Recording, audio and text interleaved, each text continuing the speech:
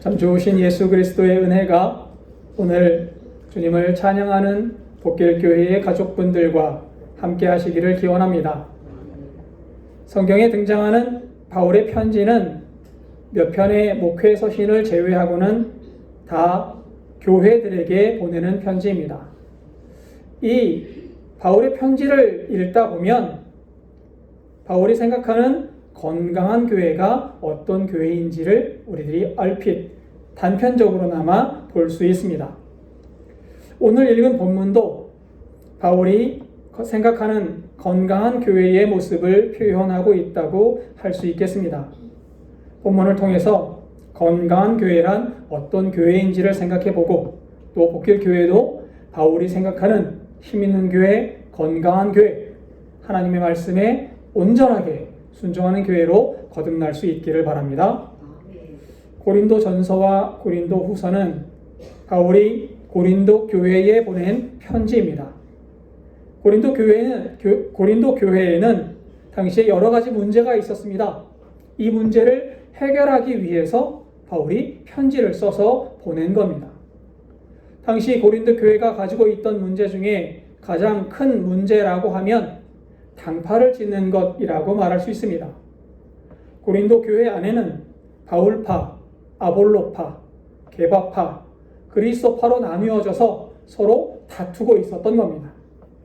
바울은 고린도 교회의 분열을 보면서 하나님의 교회는 화합하는 공동체여야 한다라고 힘주어서 강조하고 있습니다. 오늘 본문 12절을 읽겠습니다. 몸은 하나인데 많은 지체가 있고 몸에 지체가 많으나 한 몸임과 같이 그리스도도 그러하니라.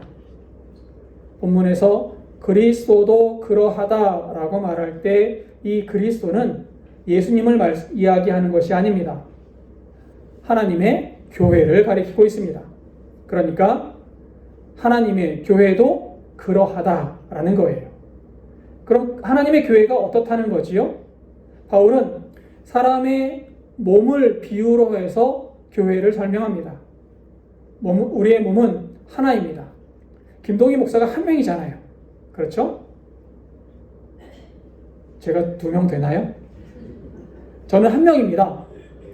제가 한 명이지만 제 안에는 얼굴이 있고 손이 있고 발이 있습니다. 또 얼굴 안에도 눈이 있고 코가 있고 입이 있습니다. 여러 지체가 모여 있다는 거예요. 여러 지체가 모여서 김동희 목사라는 한 명을 형성하고 있습니다. 여러분들도 다 마찬가지이겠지요. 우리 몸이 여러 부분으로 나뉘어질 수 있지만 그 모든 부분들이 다 합쳐서 한 몸, 하나의 공동체를 형성하고 있는 겁니다. 하나의 몸이 여러 지체로 형성되어 있듯이 우리 그리스도의 교회도 그 본래는 하나인데 그 안에 여러 지체가 있다라는 겁니다. 여러분들 한 사람 한 사람이 따로따로 독립되어 있는 것 같지만 여러분들 모두가 다 하나님의 교회라는 이름으로 하나다라고 바울 사도는 이야기하고 있는 겁니다. 복길교회 안에도 여러 사람이 있습니다. 복길교회 안에도 여러 교우가 있고 여러 교우들이 다양한 모습을 하고 있고 각양각색의 역할을 담당하고 있습니다. 그러나 이 모든 사람들이 모여서 복길교회라는 이름으로 하나의 공동체를 형성하고 있는 겁니다. 여러분들 한 사람 한 사람 우리가 다 모여서 복길교회가 되는 거예요. 복길교회 안에는 신앙 경륜이 오래되신 분도 계십니다. 또 신앙을 가진 지 얼마 안 된 초심자분도 계십니다. 찬양에 은사가 있는 분도 계시고 대중기도를 잘하시는 분도 계십니다. 음식을 잘하셔서 교우들을 섬기는 일을 하시는 분도 계시고 또 부지런하게 움직여서 이 교회를 깨끗하게 만드시는 분도 계십니다. 어떤 분은 교우들에게 웃음을 주려고 애쓰시는 분들도 계십니다. 이렇듯 많은 사람, 다양한 역할, 다양한 사람들이 모여서 교회라는 하나의 공동체를 이룬다고 바울은 이야기하는 겁니다. 고린도 교회도 마찬가지였습니다. 13절을 읽겠습니다. 우리가 유대인이나 헬라인이나 종이나 자유인이나 다 한 성령으로 세례를 받아 한 몸이 되었고 또 다 한 성령을 마시게 하셨느니라. 고린도 교회 안에도 다양한 사람들이 있었습니다. 유대인도 있었고 이방인도 있었습니다. 자유인도 있었고 노예도 있었습니다. 다양한 신분, 다양한 은사를 가진 사람들이 모여 있지만 교우들이 따로따로 있는 것이 아니라 한 성령을 받은 하나의 공동체다라고 바울은 분명하게 선언합니다. 저는 김동희 목사잖아요. 그리고 여러분 한 사람 한 사람은 다 따로따로 있잖아요. 그런데 우리가 왜 하나의 공동체라고 말할 수 있지요? 왜 우리는 하나의 복길 교회라고 이야기할 수 있는 겁니까? 바울은 이렇게 이야기합니다. 한 분이신 성령님으로 세례를 받았기 때문에 우리는 하나의 공동체다.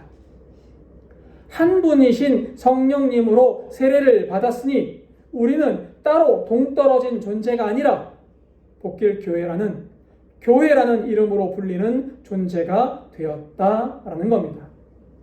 여러분도 한 분 성령님을 받은 하나의 공동체입니다. 우리가 한 분을 받았으니 우리 모두는 하나인 공동체임을 기억하시기 바랍니다. 그렇다면 한 가지 질문이 생겨요. 여러분, 우리가 성령을 받았다는 사실을 어떻게 알 수 있지요? 여러분 성령 받으셨습니까? 아멘? 여러분 성령 받으셨습니까? 어떻게 그 사실을 알 수 있습니까?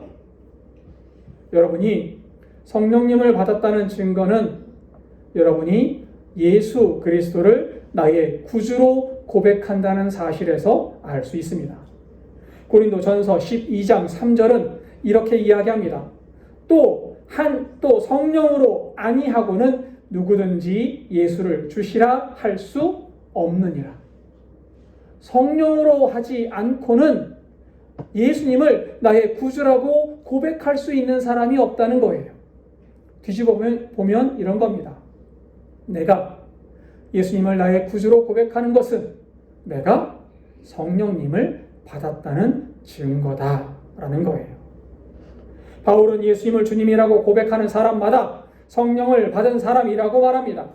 그리고 우리는 한 분 성령님을 똑같이 받았습니다. 우리가 똑같은 성령을 받았으니 우리는 하나인 공동체입니다. 여러분과 저는 하나입니다. 여러분과 옆에 계신 교우님은 하나입니다. 우리가 하나임을 늘 기억하시기를 바랍니다. 우리가 하나라고 해서 우리가 똑같은 모습을 하거나 똑같은 생각을 해야만 하는 것은 아닙니다. 15절부터 17절까지를 읽겠습니다. 만일 발이 이르되 나는 손이 아니니 몸에 붙지 아니하였다 할지라도 이로써 몸에 붙지 아니한 것이 아니요 또 귀가 이르되 나는 눈이 아니니 몸에 붙지 아니하였다 할지라도 이로써 몸에 붙지 아니한 것이 아니니 만일 온몸이 눈이면 듣는 곳은 어디며 온몸이 듣는 곳이면 냄새 맡는 곳은 어디냐. 우리의 몸을 보면 여러 지체가 있습니다. 하나의 몸에 눈도 있고 코도 있고 입도 있고 손도 있고 발도 있습니다. 하나의 몸에 있는 다양한 지체가 다양한 모습을 하고 다양한 일을 감당하고 있는 겁니다. 눈이 코하고 똑같은 일을 하겠다고 눈이 냄새를 맡으면 우리는 앞을 볼 수 없습니다. 코가 손이 하는 일을 똑같이 하겠다고 코가 자기 멋대로 움직이면 우리는 냄새를 맡을 수 없습니다. 이렇게 눈, 코 등 다양한 지체가 다양한 일을 하면서 한 몸이라고 친해지는 것처럼 교회도 여러 사람이 다양한 역할을 감당하면서 하나의 몸으로 칭해지는 겁니다. 28절과 29절도 읽겠습니다. 하나님이 교회 중에 몇을 세우셨으니 첫째는 사도요, 둘째는 선지자요, 셋째는 교사요, 그 다음은 능력을 행하는 자요, 그 다음은 병 고치는 은사와 서로 돕는 것과 다스리는 것과 각종 방언을 말하는 것이라. 다 사도이겠느냐? 다 선지자이겠느냐? 다 교사이겠느냐?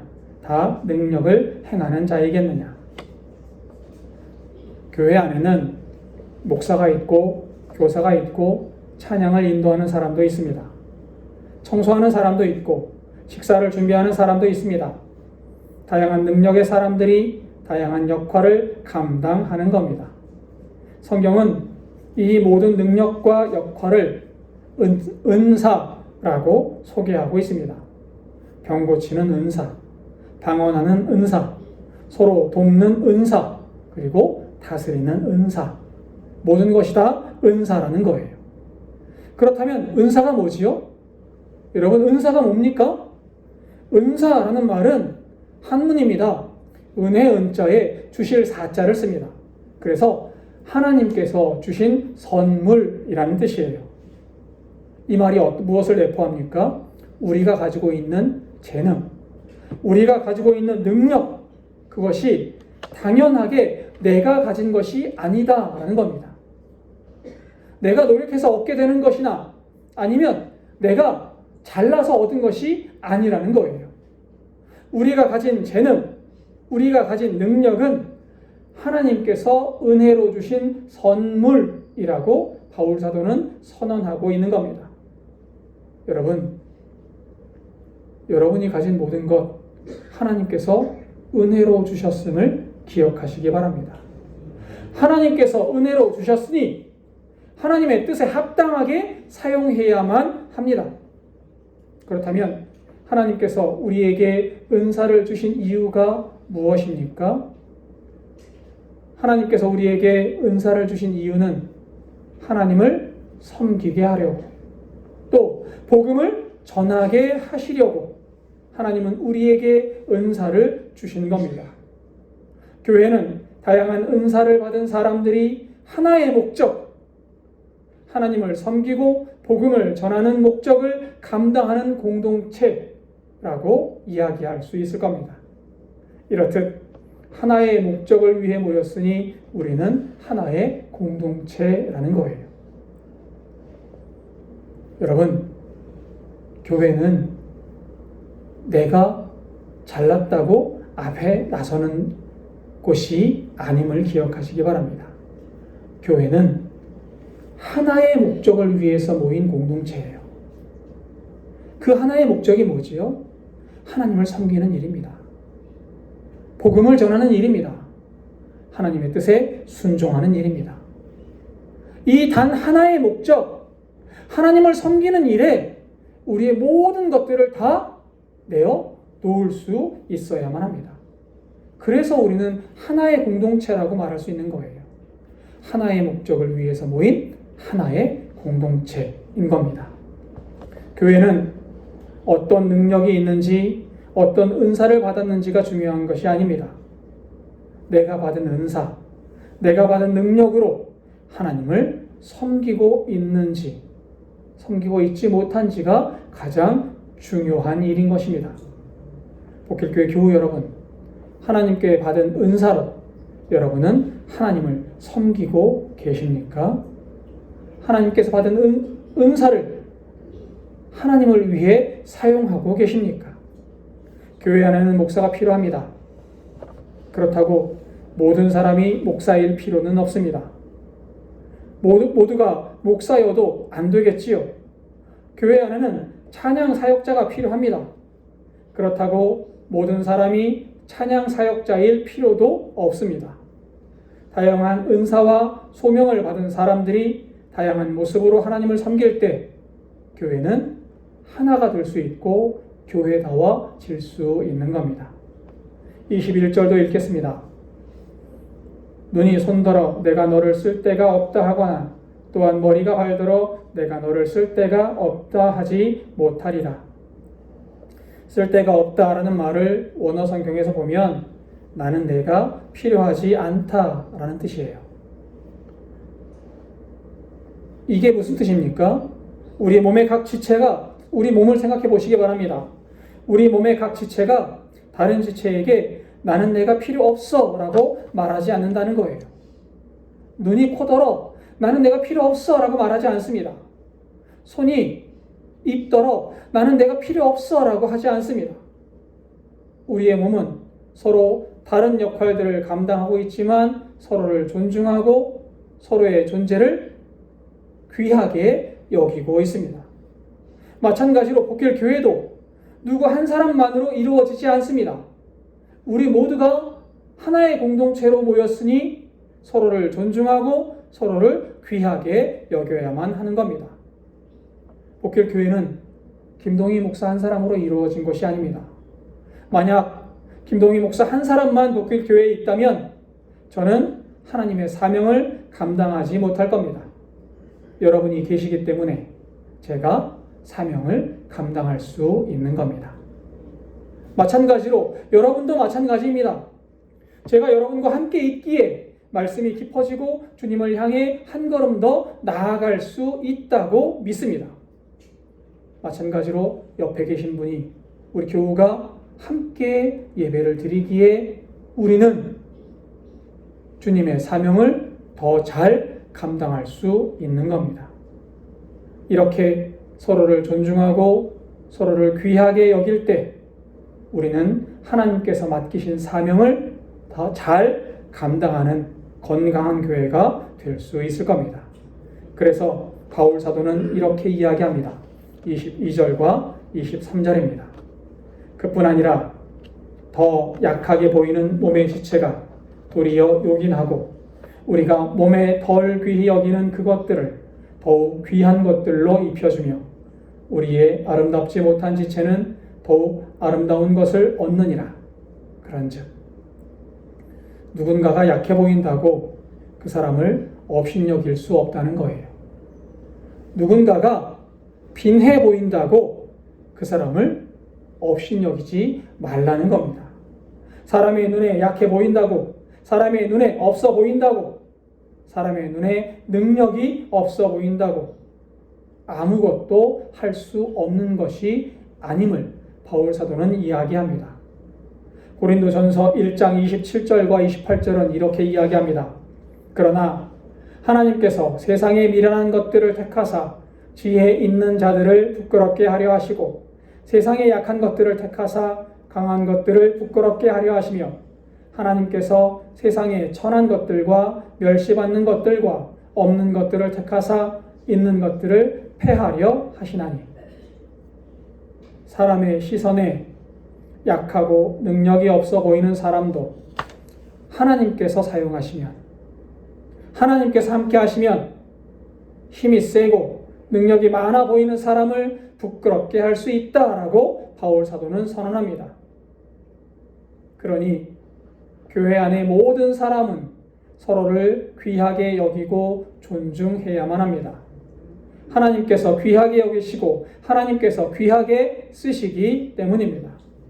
그러니 여러분, 나는 아무것도 할 수 없어 라고 말하지 마십시오. 나는 아무것도 할 줄 몰라 라고도 말하지 마십시오. 마찬가지로 저 사람은 신앙이 약해, 저 사람은 능력이 없어 라고도 말하지 마십시오. 하나님께서 채우시고 하나님께서 일으켜 세우실 것이기 때문입니다. 하나님께서 사용하시면 세상에 그 누구도 감당하지 못할 능력이 발휘될 줄로 믿습니다. 25절입니다. 몸 가운데에서 분쟁이 없고 오직 여러 지체가 서로 같이 돌보게 하셨느니라. 바울이 이렇듯 장황하게 몸과 지체의 비유를 통해 교회의 공동체성을 말하는 이유가 무엇입니까? 교회가 분쟁이 없고 서로가 서로를 돌보게 하시기 위해서라고 바울은 이야기합니다. 서로 존중하고 화합해서 하나가 된 공동체로 사명을 감당하는 것, 그것이 바울이 말하는 교회 공동체라는 겁니다.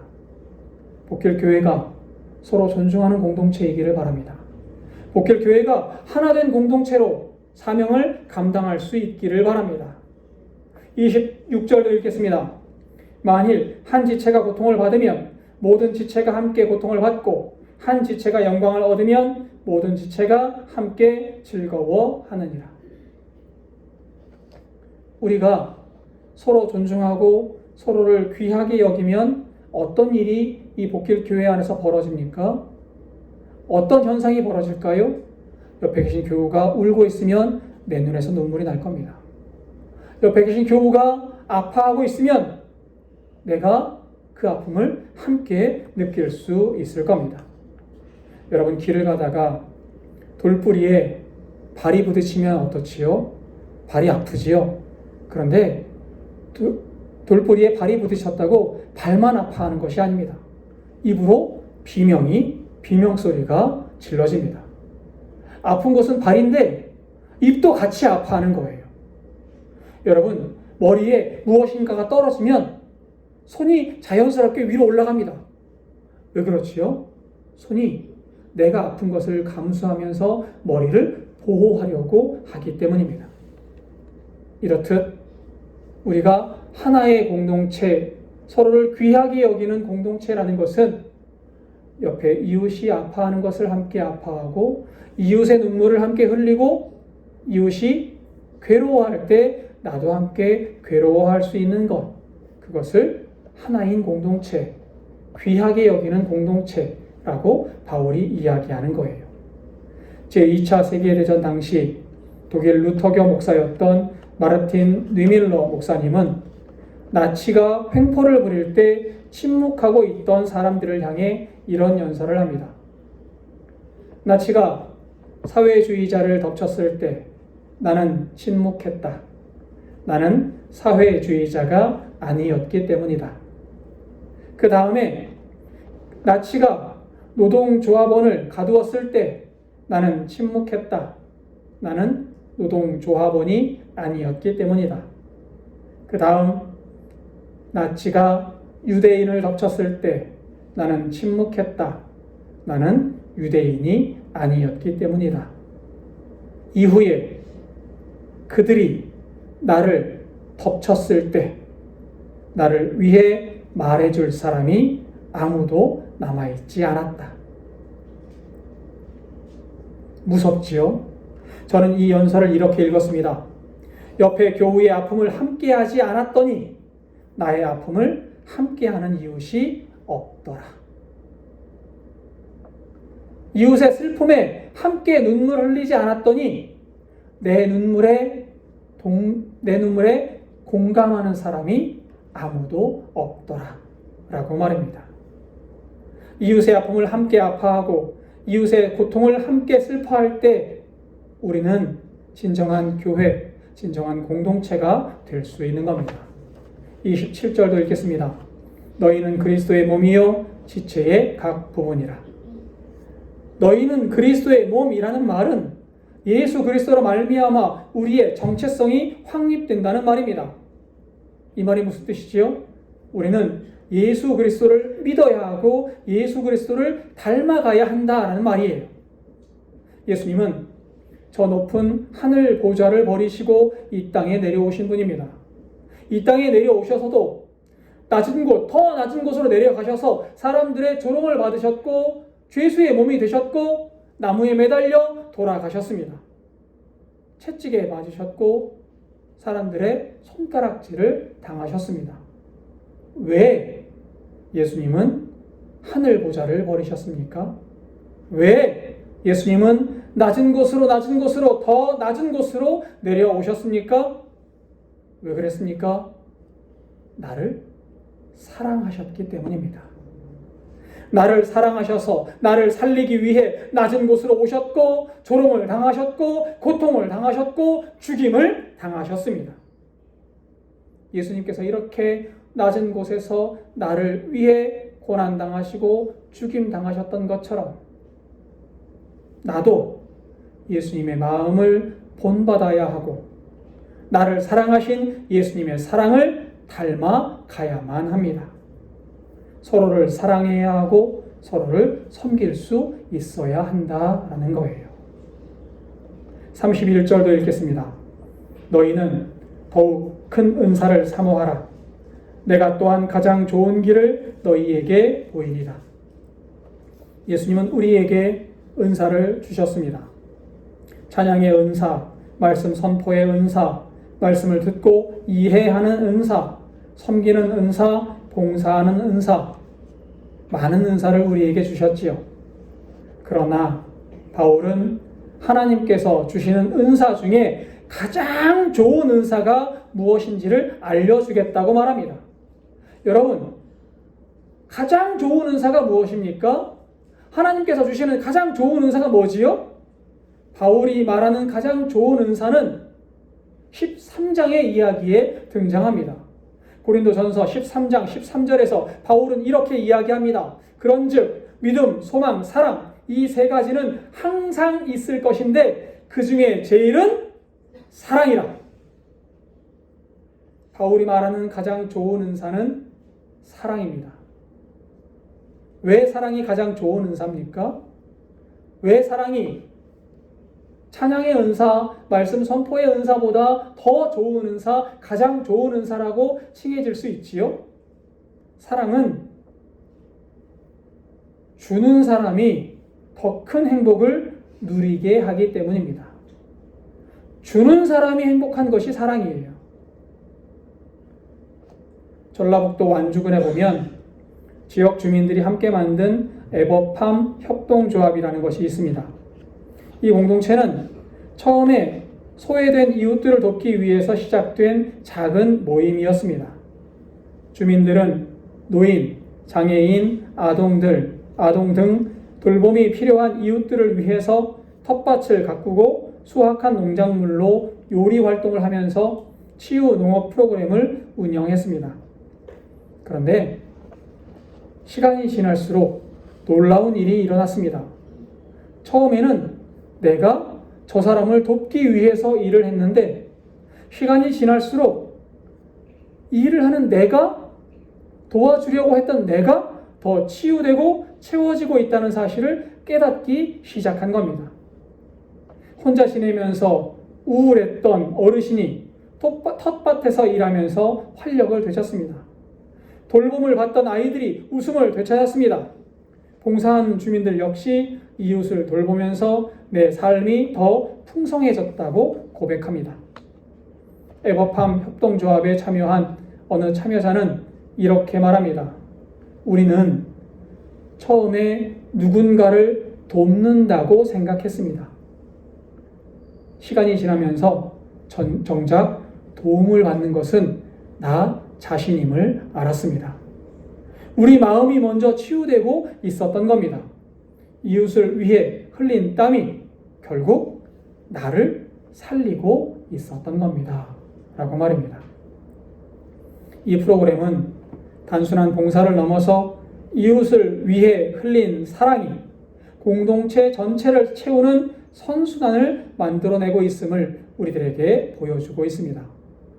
복길교회 교우 여러분, 저는 복길교회 모든 지체가 행복한 공동체가 되기를 바랍니다.